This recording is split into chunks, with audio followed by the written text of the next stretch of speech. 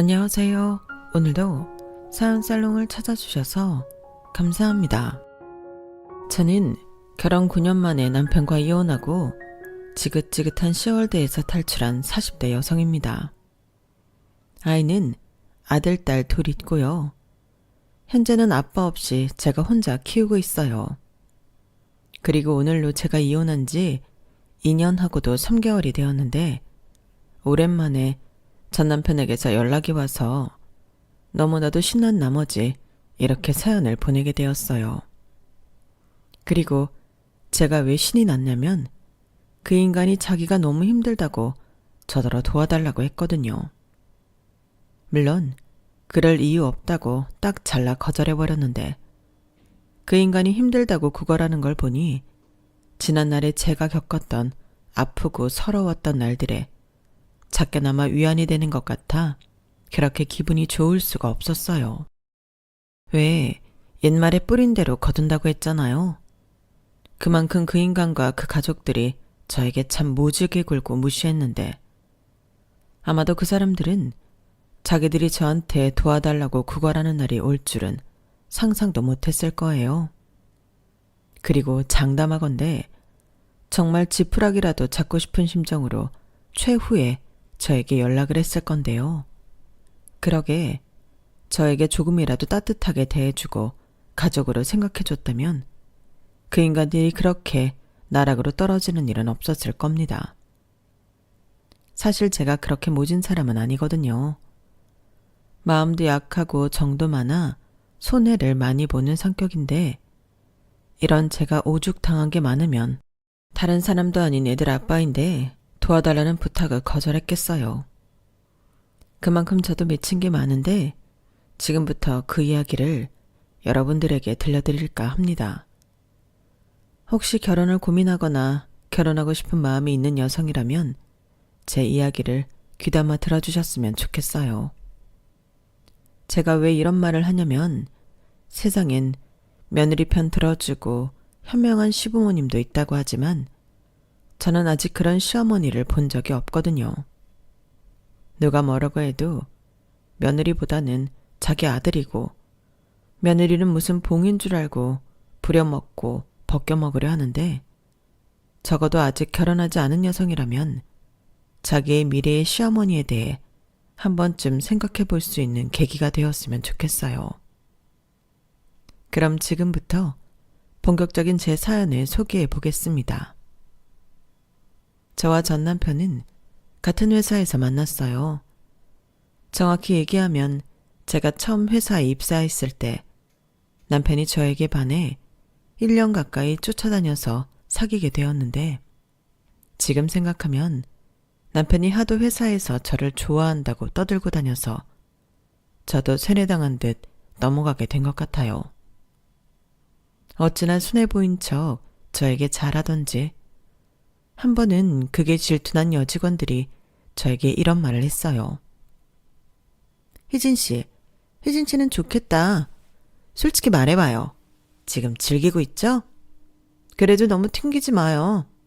같은 여자가 봐도 좀 짜증나니까. 박 대리님 정도면 괜찮지. 너무 뻗대다 다른 여자한테 뺏기지 말고 잘 생각해 보라고요. 이런 말을 했는데 기분이 나쁜 건 물론이거니와 아무리 생각해도 그 여직원이 남편을 좋아하는 것 같아 나는 괜찮으니 네가 고백해보라고 말했죠. 그러자 그 여직원은 얼굴이 시뻘개져서는 말까지 더듬었는데 나중엔 찔렸는지 저에게 화를 내기 시작했어요. 희진 씨, 진짜 웃긴다. 남자가 좀 좋아해준다고 너무 잘난 척하는 거 아닌가? 희진 씨 그거 알아요? 희진 씨 은근히 재수없어요. 라며 저에게 악담을 하기 시작했는데 그냥 그때 그 여직원이 남편 놈을 저에게서 뺏어갔다면 얼마나 좋았을까? 결혼하고 그런 생각을 참 오래도록 했었네요. 하지만 그것도 인연이었던 건지 주변에서 하도 몰아가는 분위기에 저도 휩쓸려 남편을 만나게 되었는데 본인은 아니었지만 1년 넘게 제가 튕겼던 입장이라 저는 남편에게 약간의 미안한 마음이 있긴 했거든요. 그래서 몇 번 만나보고 아니다 싶으면 정리하자는 마음으로 가볍게 남편을 만나기 시작했는데요. 그런 제 마음도 모르고 좋아하는 남편의 모습에 저도 그만 마음이 약해져 버렸어요. 그 여자 직원의 말처럼 저도 마음속 한가운데서 남편의 애타는 모습을 보고 즐긴 것 같기도 하더라고요. 그래서 이런 저를 좋아해주는 남편에게 점점 마음이 기울기 시작했고 저희는 그렇게 정식으로 사내 커플이 되었어요. 그것도 마치 내일 당장 결혼이라도 할 것처럼 회사에서 유명한 커플이 되었는데 그렇게 연애를 시작해 4년을 만나고 제가 임신을 하게 되었어요. 저는 설마 했다가 임신 테스트기에 2주를 확인하고 머릿속이 하얗게 변했는데 연애 기간이 길었긴 했어도 그때는 결혼에 대한 이야기가 없었기 때문에 이걸 어떻게 해야 하나 바보처럼 혼자 끙끙 앓았어요. 그리고 떨리는 마음으로 남편에게 임신 사실을 이야기했는데 그때 남편도 당황한 듯 보이더라고요. 저는 솔직히 갑작스럽긴 해도 남편이 좋아했으면 좋겠다 생각했는데 그것도 제 욕심이었던 건지 저는 남편한테 처음으로 실망했어요. 하지만 이내 남편은 자기가 놀라서 그런 거라며 당장 결혼하자고 프로포즈를 했고 저는 시간을 좀 달라고 했는데 그때 고민을 정말 많이 했어요. 남편과 결혼하는 건 나쁠 것이 없었는데 어쩐지 순서가 바뀌어 꼭 아이 때문에 결혼을 하는 것처럼 느껴졌거든요. 그리고 주변에서도 그렇게 생각할 것 같아 그 점이 자존심이 상했는데 그래도 제 자존심 때문에 일을 그르칠 수는 없었어요.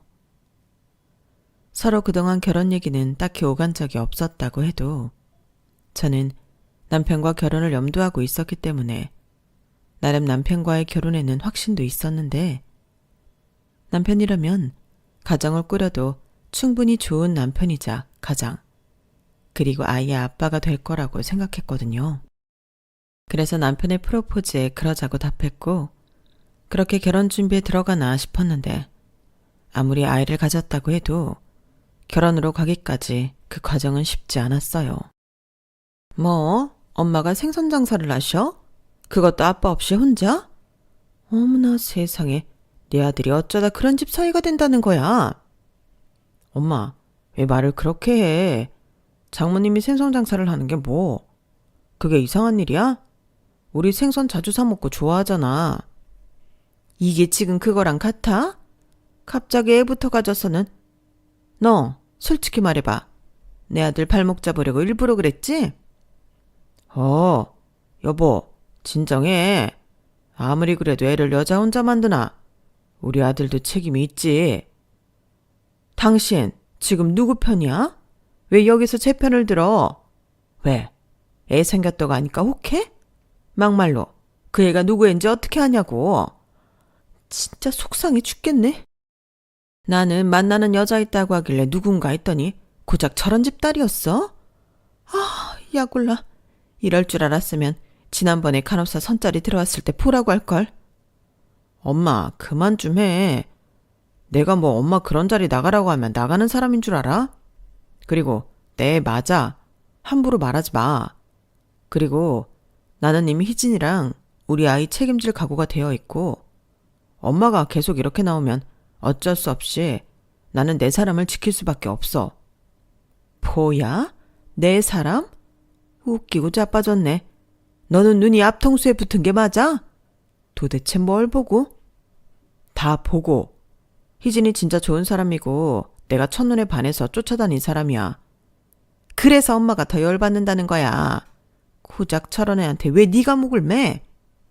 좋아하니까. 아무튼 난 허락받겠다는 거 아니고 우리 결심을 이야기하려고 온 거니까 엄마도 그만하고 우리 축복해줘. 그래야 더 잘 살지. 어?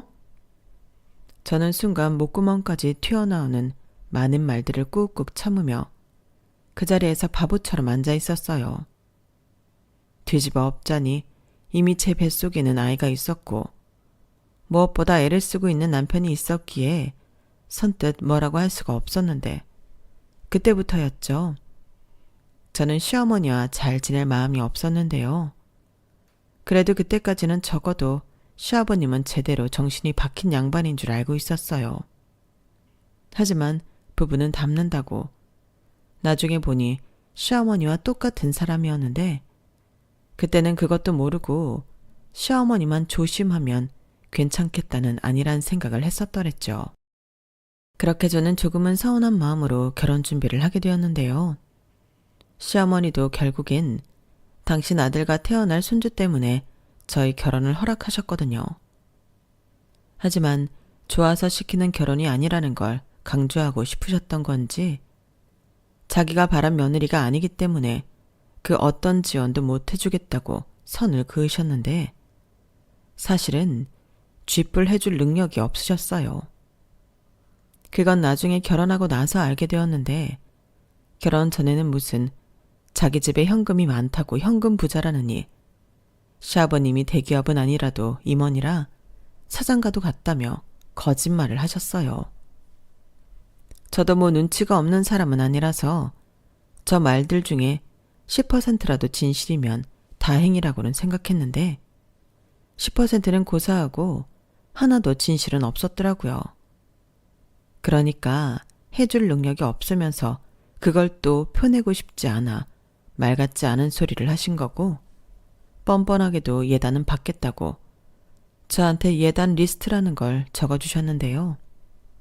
그것들을 대충 견적을 뽑아보니 못해도 한 5천 정도는 나올 것 같더군요. 그때는 어이가 없어서 웃음밖에는 나오지 않았어요. 애당초 그런 예단할 마음도 없었지만 시어머니의 태도에 내가 얼마나 만만하면 저럴까 나중엔 기분이 나빴어요. 그리고 만약 그때 남편이 정신이 나가서 저더러 그 예단들을 다 해와야 한다고 했다면 저는 미혼모가 될지언정 남편과는 결혼하지 않았을 텐데 남편은 저보다 더 흥분하며 난리 부리더라고요. 안 주면 안 받는 거지 무슨 계산이 이러냐며 그 리스트를 자기 손으로 찢었는데 그때는 제 속이 다 시원했어요.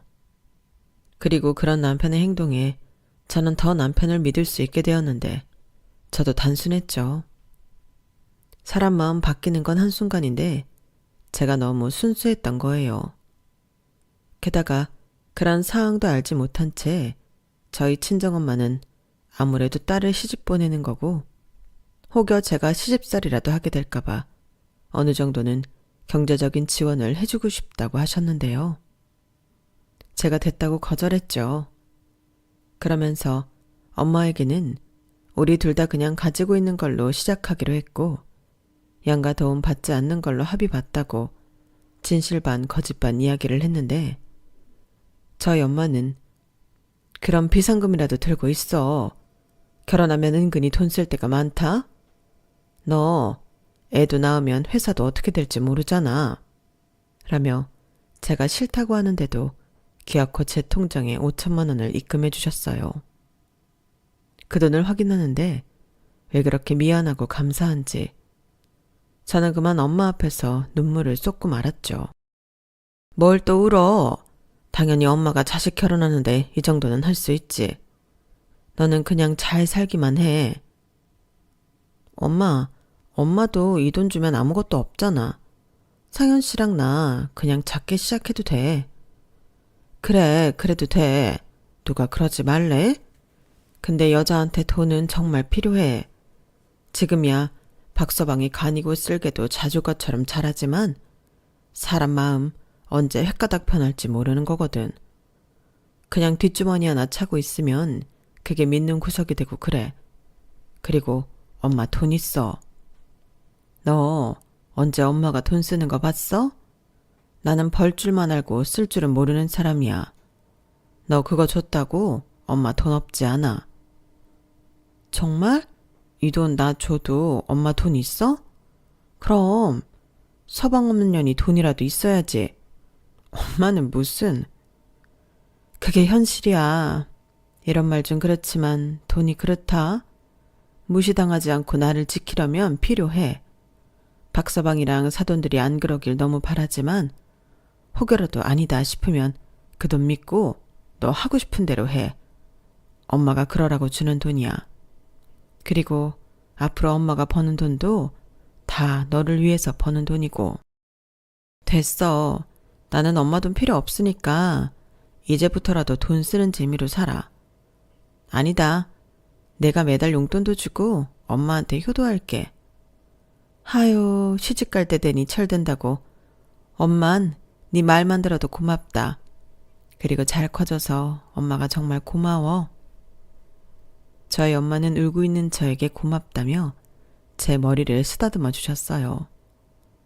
워낙에 아빠 없이 저랑 엄마랑 둘이 살아 그런지 저랑 엄마는 늘 이렇게 서로를 애틋하게 생각했는데 저는 다른 엄마들도 저희 엄마처럼 그러신 줄 알았죠. 하지만 저희 시어머니는 전혀 그런 사람이 아니었는데요. 그래서 더 제 결혼 생활이 힘들었던 것 같아요. 그리고 저는 저희 엄마의 말을 듣고 그 돈은 정말 비상금으로 갖고 있었는데요. 심지어 남편한테도 비밀로 했죠. 아무래도 돈이라는 게 사람의 마음을 간사하게 만들기도 하잖아요. 그래서 시부모님이 먼저 경제적인 지원은 못 해준다고 하셨으니 저도 안 받는 걸로 일단락하고 죽이 됐든 밥이 됐든 저희 힘으로 결혼을 하자고 남편과 합의를 봤어요. 그렇기 때문에 신혼 초에 돈 때문에 고생을 좀 하긴 했는데 제가 또 출산하고 회사를 쉬어야 했기에 남편이 외벌이 생활을 꽤 했죠. 그래도 저는 적어도 그때까진 행복했어요.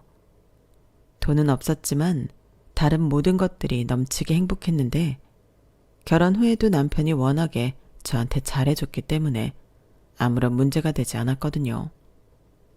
그리고 저 역시 일을 하지 못하는 상황이라 가계부까지 쓰며 돈을 한 푼 한 푼 아끼며 생활했는데 우리 세 식구 못 살 것도 없더라고요.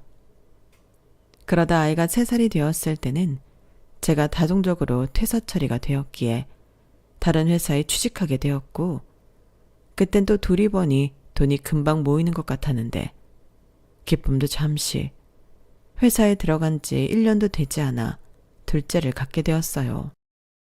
사실 저희는 둘째 계획은 없었거든요.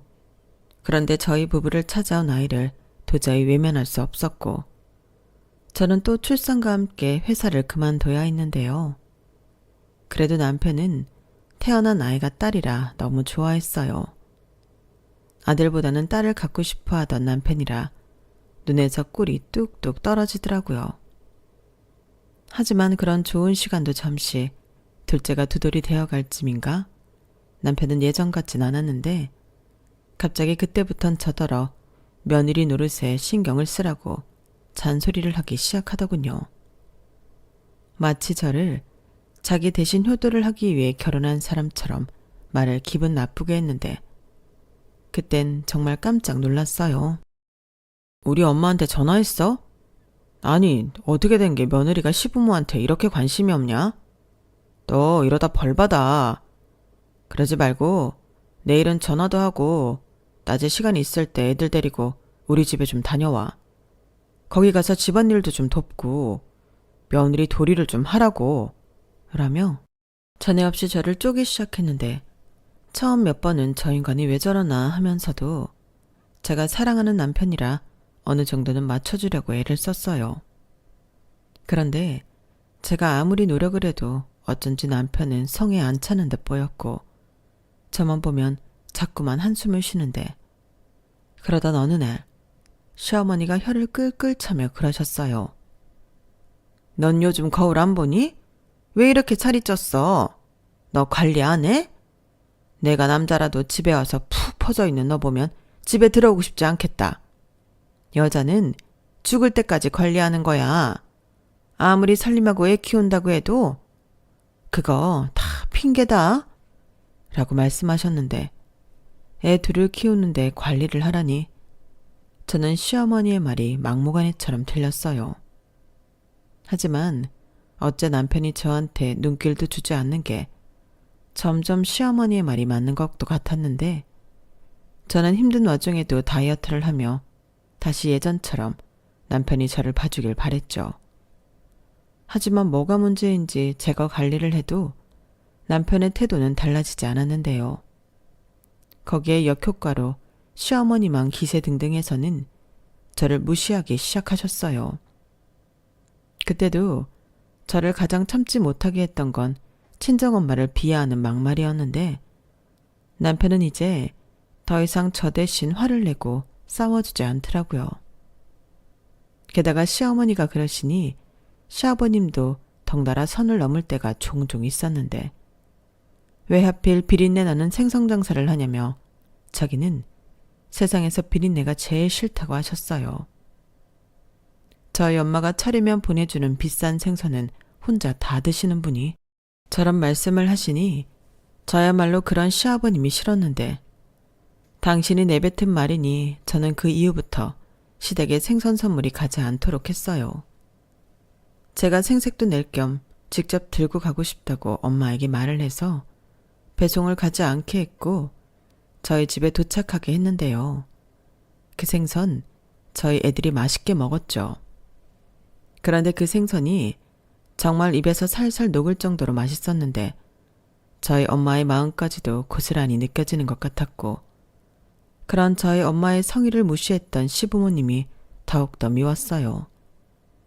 그리고 시어머니는 그나마 보내주던 생선도 안 보내는 거냐며 사람이 짜다느니 딸 시집 보내고 성의가 없다느니 또 저희 엄마 흉을 보셨는데 어차피 이러나 저러나 좋은 소리는 하지 않을 거라는 걸 알기에 대꾸도 하지 않았죠.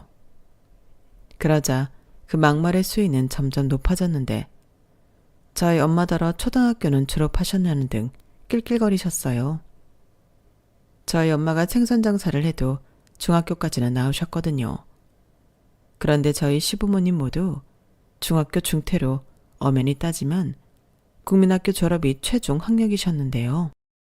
남들 앞에서는 각자 중졸, 고졸 거짓말을 하셨는데 모든 사실을 아는 저로서는 너무 웃기는 상황이었죠. 그래서 저희 엄마 중학교까지 나오셨다며 중학교 이름도 말씀드렸는데 저더러 거짓말하지 말라고 하시더라고요. 정작 거짓말은 자기네들이 하고 다니면서 말이죠. 아무튼 이렇게 시부모님과 저는 사이가 단 한 번도 좋았던 적이 없었어요. 무조건 당신 아들이 더 잘나고 당신네가 저희 친정보다 모든 것이 월등하다는 걸 강조하고 싶어 하셨어요. 한마디로 유치하기 짝이 없었죠. 그런데 문제는 남편도 그런 자기 부모님의 생각에 점점 동조한다는 거였는데 아무래도 제가 일을 하지 않고 집에서 살림이나 하고 있으니 그런 것 같더라고요. 에휴, 살림이나 하는 네가 뭘 알겠니? 그리고 머리는 언제 감은 거야? 맨날 그렇게 틀어 올리니까 대머리 같아. 상투라도 튼 거야? 네가 남자냐? 그래도 회사 다닐 때는 화장도 하고 긴 생머리에 옷도 잘 입고 예뻤는데 내 눈이 삐었지. 저런 여자를 뭐가 좋다고 쫓아다녔을까? 뭐? 지금 말 다 했어? 그럼 애 낳지 말고 나더러 계속 일하라고 했어야지. 아니, 왜 나랑 결혼했어? 나는 뭐 이렇게 사는 게 좋은 줄 알아? 어머님, 아버님, 우리 엄마 무시하는 거 알지? 다 알면서 자기도 모른 척하고 있잖아. 받아먹을 건 다 받아먹으면서. 야, 너 말 조심해. 우리 엄마 아빠가 뭘 받아먹어? 그리고 장모님이 줄 거나 있냐?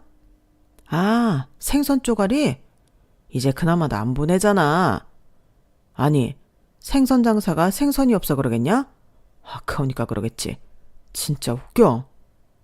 그럼 아깝지 안 아깝니? 한 번이라도 우리 엄마한테 고맙다고 한 적 있어? 그래서 내가 주지 말라고 했어. 그 덕에 우리 애들 좋은 고기 먹이고 나야 좋지? 정말 치사하다. 너 그렇게 살면 벌 받아. 천벌 받는다고. 그리고 나 아니면 누가 너를 데리고 사냐? 너야말로 나한테 잘해. 나 없으면 누가 밥 먹여주고 재워주냐? 저는 남편의 저런 말에 기분이 나빴어요. 당연하죠. 사람을 바보 취급하는데. 그것도 한때는 저를 그렇게 좋다고 쫓아다녔던 인간이 저러는데 너무 약이 올랐어요. 그리고 이제 둘째도 좀 컸겠다. 다시 일을 해야겠다고 결심했는데 남편은 저의 그런 결심에도 저를 깔보며 이렇게 말했어요. 네가 일을 한다고? 야, 됐다 그래. 요즘 너처럼 능력 없는 애 엄마를 누가 쓰냐? 같은 돈이면 젊고 예쁜 여자애를 뽑아 쓰지. 전에 내가 한 말 때문에 괜한 자존심 세우려고 하나 본데 꿈 깨. 솔직히 저런 말을 들으니 저는 더 자존심이 상해 뭐라도 해야겠다 다짐했어요. 그래서 더 보란듯이 취직해 나도 할 수 있다는 걸 보여주고 싶었는데 정말이지 현실의 벽은 남편 말처럼 저에겐 가혹하더라고요. 어린애가 있다고 하니까 파트타임도 시켜주지 않으려고 했거든요. 그러다 보니 이력서만 낸 곳이 거진 50군데가 넘었는데 그러다 보니 남편은 더 기고만장해졌어요.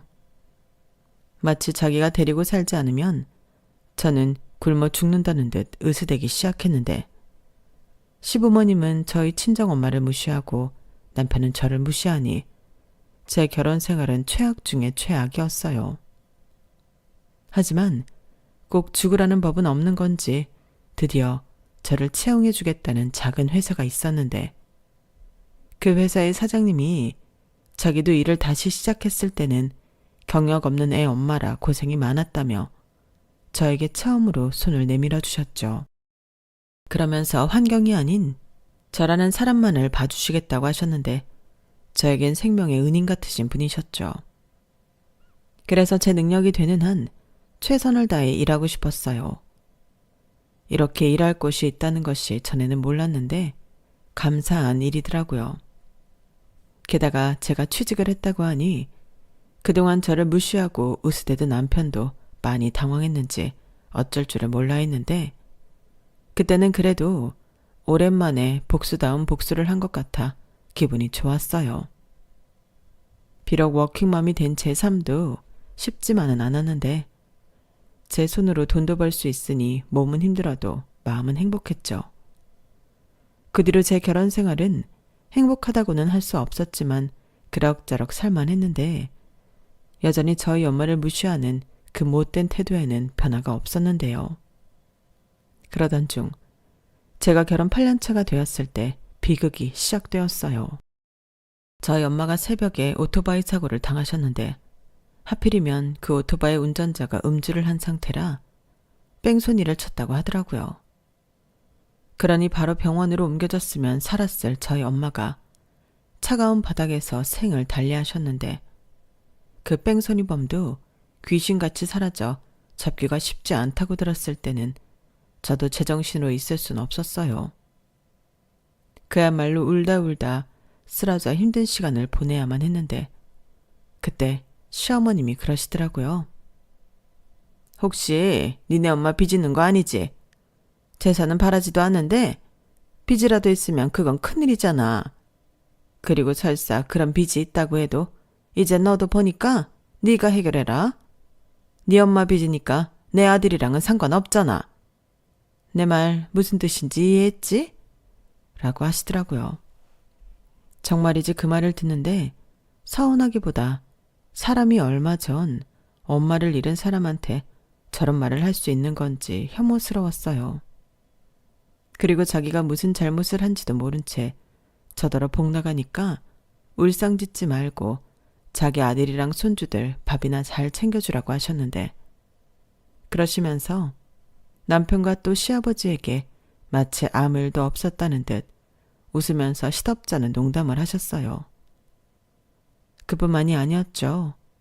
깔깔깔거리는 시어머니 웃음소리와 시끄럽게 떠들며 맞장구 치는 남편, 그리고 시아버님의 목소리까지 저는 정말이지 듣기가 힘이 들었는데요. 내가 왜 이 사람들과 가족으로 살고 있나. 그 사람들이 모두 피도 눈물도 없는 악마처럼 보였어요. 당연히 오만정이 다 떨어졌죠. 그리고 그때부터 사실상 이혼을 결심한 상태였는데 저도 몰랐던 의외의 상황이 저를 기다리고 있더군요. 저희 엄마의 장례를 치르고 정리하는 과정에서 저희 엄마에게 생각지도 못한 많은 재산이 있었다는 걸 알게 되었어요. 무려 월세가 꽤 나오는 건물까지 있었는데 이런 걸 왜 저한테까지 말씀을 하지 않으신 건지 너무 의아했어요. 그런데 언제 적어놓은 건지 알 수 없는 엄마의 편지가 있었는데 그 편지를 읽고 저는 또다시 목 놓아 울 수밖에 없었어요.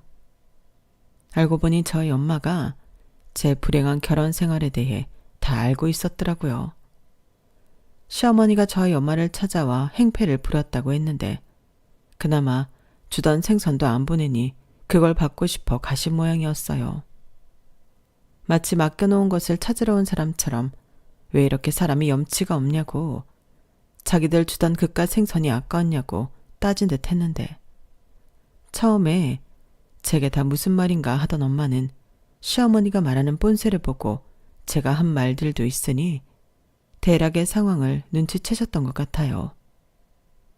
그리고 생선 장사나 하는 집 딸, 자기는 처음부터 싫었다며 자기 아들이 아깝다고, 제가 일부러 자기 아들 발목을 잡기 위해 임신을 했다는 듯 저희 엄마 가슴에 대못을 박으셨는데 저희 엄마는 억장이 무너졌을 텐데도 저에겐 아무 말도 하지 않으셨어요. 아마도 제가 더 상처받고 힘들어할 것을 걱정해 저희 엄마가 애끓는 심정으로 참았던 거겠죠. 그리고 그 이후부터 저를 위해 이런 재산을 모으셨다고 편지에 적어 놓으셨는데 거기에 더불어 저를 위해 이혼 변호사까지 알아보셨다 하더라고요.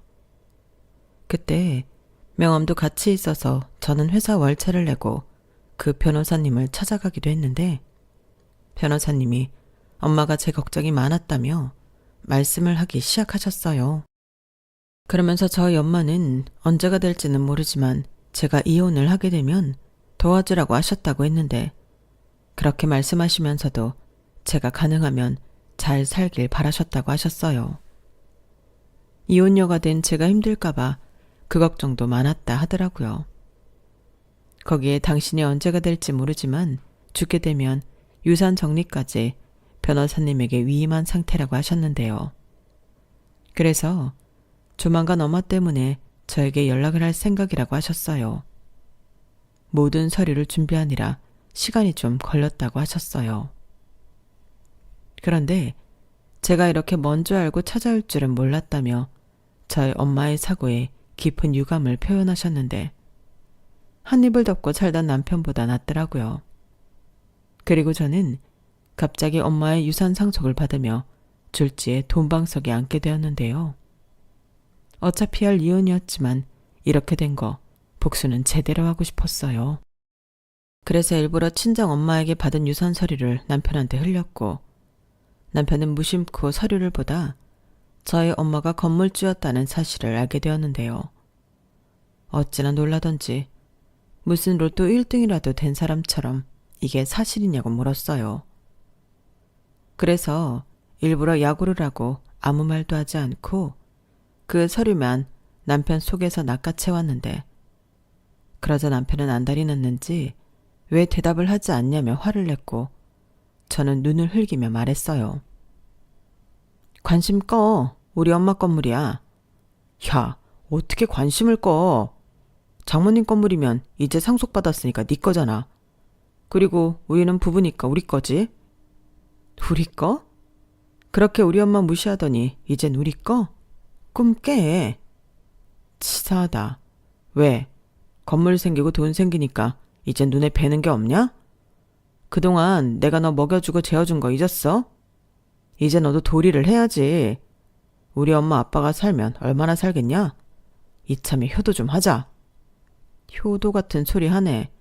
그리고 내가 거지야? 뭘 먹여주고 재워줘. 나는 뭐 놀았냐? 나도 살림하고 네 새끼 낳아서 키웠어. 애는 뭐 그냥 크는 줄 알아? 아쭈, 너 많이 컸다. 이제 돈 있으니까 무서운 게 없냐? 왜? 이참에 이혼하자고 하지. 못할까봐? 말 나온 김에 이혼하든가. 나는 이제 돈도 있고 직업도 있어서 아쉬울 게 없네. 뭐? 남편은 제 당당한 태도에 많이 당황한 듯 보였어요. 그리고 제가 이렇게 나올 줄은 몰랐는지 꿀먹은 벙어리가 되었는데 그 이후로 이혼 소리는 쏙 들어갔어요.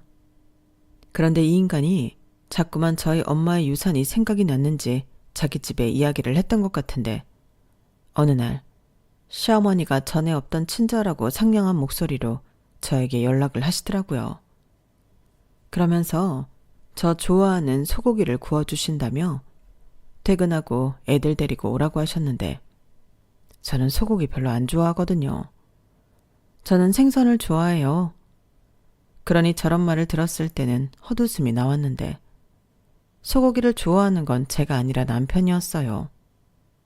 그래서 저는 생선 좋아하니 회를 떠달라고 했는데요.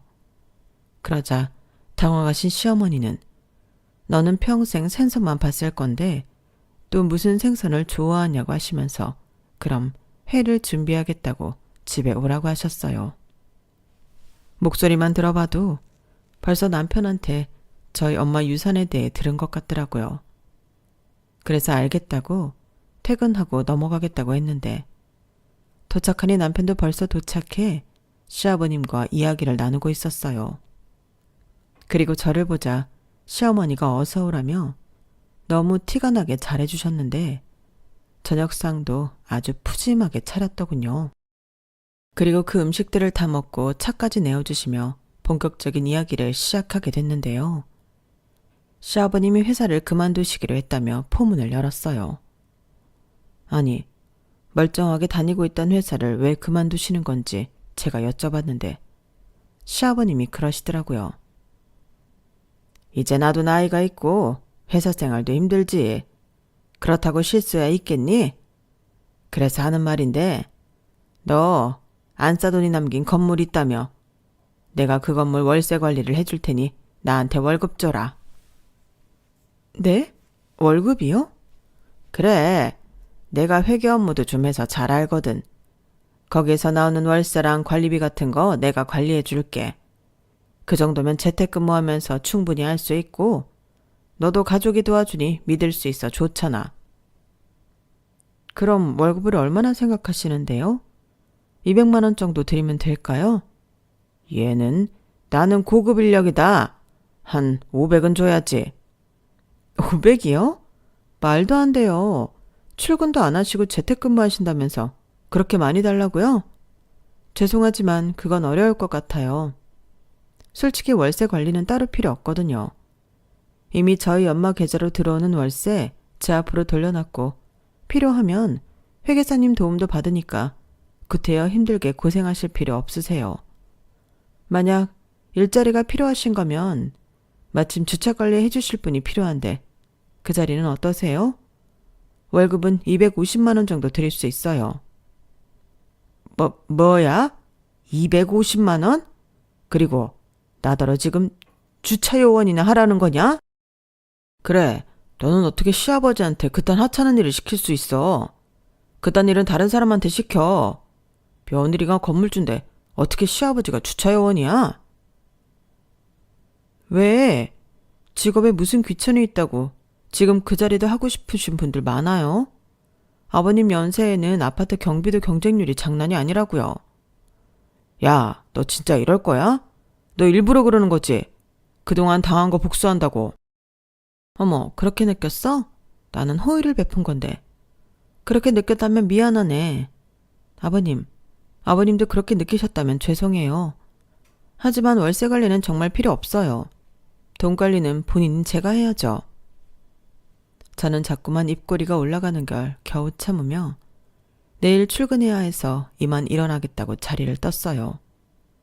그러자 남편은 어떻게 자기 부모한테 그렇게 싸가지 없이 굴 수가 있냐고 계속 저한테 뭐라고 했는데 너도 우리 엄마한테 싸가지 없게 굴지 않았냐고 똑같이 맞받아 쳤어요. 그러자 남편이 자기가 언제 그랬냐고 사람 모함하지 말라고 열을 냈는데 사실 그 말도 맞긴 했죠. 남편은 결혼하고 거의 저희 친정에 가지 않았고 심지어 용돈 한 번 드린 적이 없었는데 처갓집에 가면 비린내가 나고 저희 엄마가 저희 집에라도 온다고 하면 정색을 하고 싫어했는데 제 입장에서는 그런 행동들도 모두 장모에게 예의 없고 싸가지 없는 행동이라고 생각했어요. 사실 맞잖아요. 하지만 남편은 제가 자기를 모함했다며 정색을 했고, 제가 시중에 돈이 생기니 사람이 180도 바뀌었다며 저를 비난하기 시작했는데, 그냥 자기가 시키는 대로 하라며 시아버님에게 용돈으로 매달 500만 원씩 입금해 드리라고 하더라고요. 정말 말도 안 되는 소리였죠. 500이 무슨 남의 집 애완견 이름도 아니고 말이 되는 소리를 하라고 남편의 말을 딱 잘라버렸는데, 남편은 분명 화가 머리 꼭대기까지 났을 텐데도 참는 것 같았어요. 친정엄마 말대로 돈이 좋긴 하더라고요. 그리고 그 일은 거기서 더 번지지 않고 일단락이 되었는데, 문제는 시댁의 생활비였어요. 시아버님의 수입이 사라졌으니 돈 나올 구멍이 없어졌잖아요. 그래도 뭐 아들인 남편이 알아서 할 거라고 생각했는데, 저희 집은 남편이 생활비 말고는 자기 돈을 자기가 관리하고 있었거든요. 그러니 저는 알 필요가 없다고 생각했는데, 그 이후부터 또 다른 문제가 생겨났어요. 어머님이 원래도 돈이 필요하시면 여기저기서 돈을 자주 꾸러 다니셨던 모양이더라고요. 물론 그때는 돈을 빌리면 갚고 해서 문제가 될 게 없었는데, 생활비가 부족해 돈을 꾸셨으니 그 돈을 갚기가 어려웠던 거겠죠. 그리고 제가 시댁에 다녀오고 반년 정도 지났을 때였는데, 시어머니 친구라면서 어떤 분이 저를 찾아 제가 다니고 있는 회사까지 찾아오셨어요. 한마디로 시어머니가 빌린 돈을 저더러 갚으라고 하더라고요. 뭐라고요? 저희 시어머니가 빌려간 돈을 저더러 갚으라고요? 그래, 시어머니가 빌렸으면 며느리가 갚아야지. 유산도 많이 받았다며? 건물도 있고. 그럼 내 돈 정도는 당장 갚아줄 수 있잖아. 나 그 돈 우리의 학비야. 하도 급하다고 난리 부르스를 쳐서 빌려줬더니 이러면 어떡해? 아니, 죄송하지만 그 얘기를 왜 저한테 하시냐고요. 제가 빌린 게 아니잖아요. 뭐야? 그 옆에 내가 며느리가 갚아주기로 했다고 기다리라고 했는데 이제 와서 딴소리야? 제가 갚아주기로 했다고요? 그래. 그래서 내가 여기 찾아왔잖아. 이봐봐. 그쪽 명함 아니야? 그 옆엔 내가 자기 며느리 여기 회사 다니고 있고 건물 주소까지 알려주면서 건물도 보여줬어. 저는 그분의 말을 듣고 이건 또 무슨 헛소리인가 머리가 아파왔어요. 그러니까 시어머니가 저를 팔고 돈을 빌려 쓰셨다는 건데, 그분 말에 의하면 제가 다 책임져 줄 거라고 했다 하더라고요. 그러면서 자기 말고도 10명 넘게 있다며 다들 여기 찾아올 거라고 했는데, 저는 그 말이 더 무서웠어요. 그래서 그분 있는 자리에서 시어머니에게 바로 전화를 걸었고, 이게 다 무슨 소리냐며 내가 왜 빌리지도 않은 돈을 책임지냐고 소리치며 말했는데요. 그러자 조금 놀라는 듯 하더니 이내 아, 시끄러워. 너는 무슨 고작 이런 일로 어른한테 소리를 지르니? 너 돈 많잖아. 그냥 네가 좀 갚아라. 라며 뻔뻔하게 나오셨어요. 그러면서 제가 하도 싸가지가 없어서 그랬다며 자긴 전혀 불편하지 않다고 하시는데, 그게 시작이었어요. 그분 말고도 다른 분들도 저를 찾아 회사로 돈 달라고 찾아오셨는데, 창피한 건 물론이고 도대체 얼마나 많은 돈을 저를 팔고 빌려 쓰신 건지 그걸 알려면 그 창피를 감수할 수밖에 없었어요. 그리고 남편 역시 제가 500씩 용돈을 드렸으면 이럴 일이 없다고 제가 제 무덤을 판 거라며 그 돈을 다 갚아주라고 했는데, 거진 다 합쳐보니 원금만 7, 8천만 원이 되더라고요. 이자까지 하면 1억이 넘었는데, 제가 아무리 친정엄마에게 많은 돈을 상속받았다고 해도 그 돈을 갚아줘야 할 이유는 없었어요. 그러자 시어머니는 시집 올 때 예단도 해오지 않았지 않냐며 그 예단 지금 해준다고 생각하고 당신 빚을 갚아달라고 했는데, 남편도 그때는 그 말이 맞다고 했어요. 정말 기가 찼죠. 저더러 월세만 1,000만 원이 넘을 텐데 그깟 돈 못 갚아주냐고 제가 돈독에 올라 미쳤다고 했어요. 그 말을 듣는데 이젠 때가 되었다고 생각됐고 이보다 확실한 이혼 사유가 또 있을까 싶어 남편에게 이혼 서류를 내밀었는데요. 나는 이렇게는 도저히 못 산다고 도장을 찍으라고 했어요. 그러자 남편은 코웃음을 치며 네가 먼저 하자고 했으니까 위자료 내놔. 그 건물의 절반 정도면 되겠네. 라고 했는데 지금 생각해보면 이 인간은 제가 친정 엄마에게서 건물을 상속받았을 때 처음부터 이럴 생각이었던 것 같았어요. 자기는 이혼 소리 하지 않고 기다렸다가 제가 이혼하자고 하면 그 책임을 저한테 떠밀면서 제가 가진 걸 위자료랍시고 뺏어갈 심상이었는데 어이가 없었죠. 정말 그게 말이 되는 소리라고 생각해? 무식한 거야? 아니면 날 바보로 하는 거야? 내가 이혼하자고 해서 그 책임이 나한테 있다고? 그럼 나한테 있어? 내가 바람이 났어? 도박을 했어? 너를 때렸어? 나는 가정을 지키고 싶었어. 근데 네가 이렇게는 못 살겠다며. 못 살겠구니까 그렇지. 내가 상속받기 전부터 나를 무시하고 괄시했잖아. 그리고 이건 그냥 불쌍해서 알려주는 건데 상속받은 재산은 재산 분할에도 안 들어가고 위자료로 청구할 수 없어. 법이 그래. 뭐? 법? 저는 평상시 갖고 있던 변호사님 명함을 그 인간 앞에 던졌어요. 내 변호사인데 궁금하면 전화해서 물어보라고요. 그리고 일주일 안에 도장 안 찍으면 나는 그냥 소송할 거고 나야말로 받을 수 있는 건 다 받을 거라고 큰 소리를 쳤는데 어찌나 속이 시원하고 후련한지 그동안 참고 기다린 보람이 있었어요. 사실 더 큰 거 하나만 터져라 하고 기다리고 있었거든요. 그리고 그런 저의 기대를 저버리지 않는 남편과 시부모님이었는데 남편은 벌써 변호사까지 만나고 다녔냐며 이젠 저더러 이혼하고 싶어 이런 상황까지 만들었냐며 개소리를 하기 시작했어요. 이런 상황은 제가 아니라 자기 엄마가 만든 건데 말이죠. 그래서 헛소리 그만하고 애들은 내가 키울 거니 양육비 줄 계산이나 똑바로 하고 있으라고 말한 뒤 짐을 싸서 애들과 나왔는데 애들은 무서워했지만 아빠보다는 엄마를 따랐기에 순순하게 저를 따라 집을 나왔어요. 다행히 엄마 집이 그래도 있어 그 집으로 갔는데 뭔가 씁쓸한 기분이 들었죠. 제가 잘 살기만을 바라던 엄마였는데 이렇게 이혼을 하게 되어 엄마 집에 돌아오니 새삼 너무 미안한 마음이었는데 그 사이 그 인간은 사실 파악이 되었는지 태도를 바꿔 잘못했다고 빌기 시작했어요. 분명 제가 알고 있던 법상식이 맞다는 걸 확인했겠죠. 그래서 이대로 이혼당하면 안 된다는 생각이었을 텐데 자기 엄마 빚은 자기가 해결할 거니 신경 쓰지 말라고 했어요. 그러면서 이제부터는 싫으면 시댁에는 가지 않아도 된다고 저더러 마음 편히 살라고 했는데 그때 또박또박 말해줬어요. 내가 마음 편하게 살려고 너랑 이혼하려고 하는 거야. 그동안 내가 겪은 수모? 설마 모른다고 하진 않겠지. 그리고 그렇게 무시하던 우리 엄마 재산인데 그 돈은 왜 탐이 날까? 정말 양심도 없다.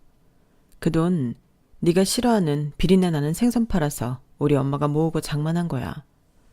아, 니네 엄마가 우리 엄마한테 찾아가서 행패 부린 건 알고 있니? 사람이 얼마나 못 배웠으면 그래? 나는 이미 오래전부터 정 떨어졌고 이혼할 생각이었어. 내가 어떻게 너랑 너희 부모 같은 사람을 용서할 수 있겠어? 그러니까 괜히 힘 빼지 말고 선택이나 잘해. 이렇게 말해줬는데요. 그러자 남편은 무릎까지 꿇고 빌기 시작했어요. 자기가 잠깐 정신이 나갔었다며 자기는 저 없으면 못 산다고 했는데 결국 저는 협의 이혼이 아닌 소송을 하게 되었어요. 어찌나 많은 일들을 겪었는지 증거가 될 문자도 많고 증인도 많았는데 저한테 돈 받으러 오신 분들이 기꺼이 증인이 되어 주겠다고 하더라고요. 그동안 며느리에 대해서 어떻게 말하고 떠들고 다녔는지 증언해 주셨는데 그 말을 듣고 있으니 남편이 고개를 들지 못하더라고요. 이렇듯 남편 쪽은 누가 편을 들어줘도 이상할 정도로 명분이 없었는데 결과는 당연히 저의 승리였죠. 양육권까지 모두 제가 다 가져오게 되었는데 남편은 위자료는 물론이고 매달 양육비로 180만 원씩 저에게 보내야 했어요. 그 사실을 알았는지 시어머니가 난리를 치긴 했지만 법이 내린 결과를 뒤집을 수는 없었죠. 그리고 제가 고마운 마음에 시어머니에게 돈을 빌려주신 모든 분들에게 어떻게 하면 시어머니에게서 돈을 돌려받을 수 있을지 그 방법을 알려드렸는데 집단 고소를 하실 수 있도록 변호사님을 소개해드렸어요. 그러자 남편은 꼭 그렇게까지 했어야 했냐며 저더러 너무하다고 눈물까지 보였는데 오만정이 떨어져서인지 울고 있는 남편이 하나도 불쌍해 보이지 않더라고요. 참고로 저는 위자료로 3천만 원을 받게 되었는데 남편은 그 돈도 지금 당장은 없다며 돈 받고 싶으면 우선 시어머니 빚부터 저더러 갚아달라고 하더라고요. 아니, 돈도 못 받는 입장에서 돈을 갚아줄 바보가 어디 있나요? 그래서 헛소리 좀 그만하라고 네가 나한테 돈을 못 주면 나는 법으로 받으면 그만이라고 남편 회사 월급에 압류 신청을 걸었는데 시어머니가 찾아와서 빌기 시작했어요. 자기 아들 인생 완전히 쫑나게 생겼다며 한 번만 봐달라고 했는데 집단 고소로 시어머니는 살던 아파트까지 팔게 생겼다 하더라고요. 수입이라고는 당신 아들이 버는 그 월급이 다인데 제가 압류까지 걸었으니 자기들 모두 죽으라고 하는 거라며 자기가 잘못했다고 자기 아들은 건드리지 말라고 했는데 고작 이렇게 저를 찾아와서 빌 것을 왜 그렇게 하셨냐고 저는 시어머니에게 그럴 수는 없다고 매정하게 말했는데 그러자 쌍욕을 하기 시작하셨죠. 야 이년아, 너는 악마야. 어떻게 우리한테 이럴 수가 있냐? 네 엄마가 하늘에서 너 잘한다고 하겠다. 상속받아서 돈도 많은 년이 왜 이렇게 모질어? 내가 그렇게 죽을 죄를 졌냐? 죽을 죄? 졌죠. 우리 엄마 찾아가서 대못 박았잖아요. 아니 그거 무슨 거지근성이야? 줄 때 고맙다고 받아 먹으면 되지. 싫다고 해서 안 줬더니 안 준다고 가서 행패를 부렸어요? 그게 무슨 소리야? 나는 하나도 못 알아듣겠네. 왜 못 알아들어요? 우리 엄마 찾아갔잖아. 그야 잘 지내고 계시나 안부차? 안부? 저더러 어머니 아들 발목 잡으려고 일부러 임신했다고 하셨잖아요. 그런 것도 안부에 해당되나요? 네가 그걸 네 엄마가 너한테 말했니? 그 옆에 내가 말하지 말라고 했는데 그 말을 기어코 너한테 했구나. 이제야 알겠다. 네가 왜 나를 그렇게 미워했는지. 그래, 내가 했다. 약이 올라서 참을 수가 있어야지. 솔직히 네가 어디 가서 내세울 수 있는 조건은 아니잖아. 그래요. 그래서 이제라도 어머니 아들이랑 헤어지려고요. 그러니까 더 이상 구차하게 빌붙지 말아요. 길바닥에 나앉았던 빚쟁이한테 쫓겨 살던 나랑 상관없으니까. 저게 정말? 야! 시어머니는 저렇게 아무 말도 하지 못하고 그 자리에서 털썩 주저앉았어요. 지푸라기라도 잡고 싶은 심정으로 저를 찾아왔겠지만 자기야말로 염치가 있으면 저를 찾아오면 안 되는 거였어요. 그리고 저는 이후로는 연락처 바꾸고 다니고 있던 회사도 그만두게 되었는데 더 이상의 민폐는 끼치고 싶지 않았거든요. 그리고 엄마가 남겨준 건물 관리를 하며 현재까지 두 아들을 잘 키우고 있는데 아이들이 엄마가 힘든 모습을 많이 봐서 그런지 참 잘 커지고 있어요. 남매가 사이가 어찌가 좋은지 동네에서도 칭찬이 자자한데 제가 너무 고맙더라고요. 그래서 남은 인생은 저희 아이들을 위해 살아갈 생각인데요. 저희 아이들은 어디 가서 무시당하지 않도록 잘 키울 생각입니다.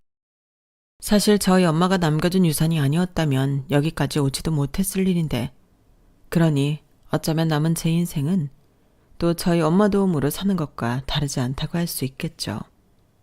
그러니 하늘에 계신 엄마를 위해서라도 최선을 다해 아이들과 행복하게 살고 싶은 바람인데 제 연락처를 어떻게 알았는지 전 남편이 연락해 자기 처지를 구구절절히 설명하며 도와달라고 하니 더 통쾌했어요. 저는 잘 살고 있는데 그 인간은 그게 아니라는 게 눈으로 보이니까 너무 신이 나더라고요. 그리고 처음 마음 그대로 저와 아이들을 사랑하고 또 지켜줬다면 적어도 그렇게는 살지 않아도 되었을 텐데 부디 아주 오랫동안 후회하며 살았으면 좋겠어요. 인간이 그동안 고생을 많이 하긴 했는지 살이 아주 쏙 빠졌더라고요. 그래도 애들 아빠인데 저런 모습을 보니 마음이 안 좋긴 했는데 자기가 자처해서 만든 일 자기가 알아서 수습하고 살길 바랄 뿐입니다. 거기에 더불어 밀린 양육비도 빨리 해결해 줬으면 좋겠는데 그건 쉽지 않을 것 같네요. 그래도 상관없어요. 그냥 그 인간이 힘들게 산다는 것만으로도 저는 만족하거든요. 부디 쭉 그렇게 계속 힘들게 살길 바라며 저는 이만 글을 줄일까 합니다. 쓰다 보니 글이 많이 길어졌는데 제 긴 글 읽어주시고 들어주셔서 대단히 감사드립니다. 항상 건강 잘 챙기시고요. 매일매일 신나고 즐거운 일만 가득하시길 진심으로 바라겠습니다. 그럼 안녕히 계세요. 여러분, 사연 댓글에 응원과 현명한 조언 부탁드려요. 좋아요와 구독은 저에게 큰 힘이 됩니다. 오늘도 좋은 일 가득하세요.